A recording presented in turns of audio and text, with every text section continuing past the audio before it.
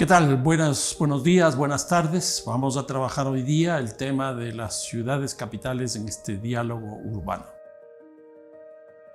Las ciudades capitales tienen un crecimiento y nacimiento muy fuerte a partir de la conquista, colonización y luego la independencia.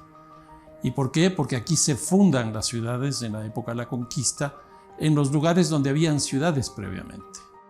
Y después, cuando se vive ya el proceso de independencia, aparece el Estado que le da mucha fuerza. Aquí podemos decir que nace la capitalidad, que es la presencia de los aparatos estatales en una ciudad en particular.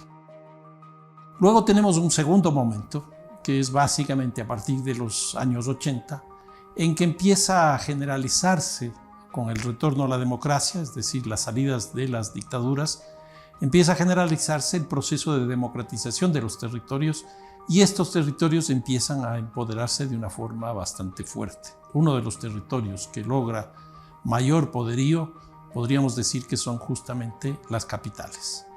Con esto empieza básicamente lo que podríamos definir como las autonomías, porque uno de los elementos de la autonomía es principalmente la posibilidad de representar a los territorios locales. Y eso es lo que se consigue en esa fecha. En otras palabras, si en la época de la conquista e independencia se inicia la capitalidad, en este momento empieza lo que significa la autonomía.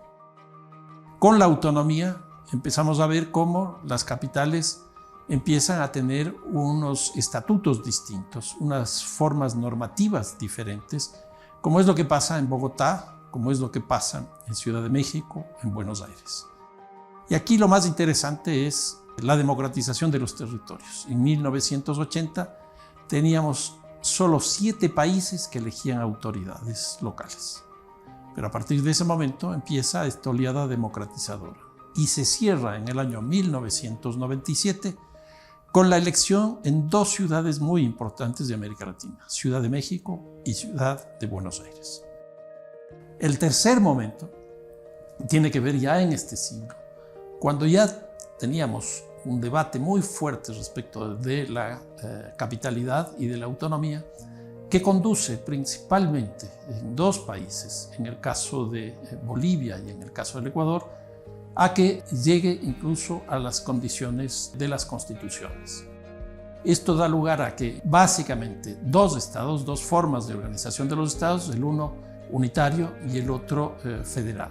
Pero a partir de la aprobación de estas 2 nuevas constituciones, empieza a aparecer un nuevo estado que es el estado autonómico, que esto pudo haberse también configurado en el caso de Chile, pero que desgraciadamente fue fallido.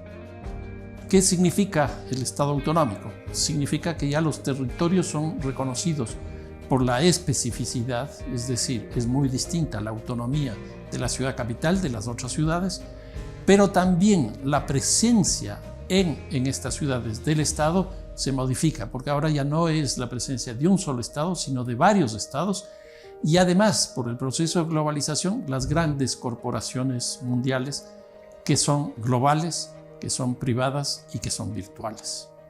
En otras palabras, estamos en este momento justamente, y aquí han aparecido iniciativas muy interesantes como la de Ciudad de México, que logra establecer su propia constitución en el año 2017 y otras adicionales. Veamos qué es lo que va a pasar hacia el futuro. Estas eran algunas ideas que quería proponerles en este diálogo urbano, agradecerles por su asistencia y pedirles que se suscriban a esta serie de diálogos urbanos. Muchísimas gracias.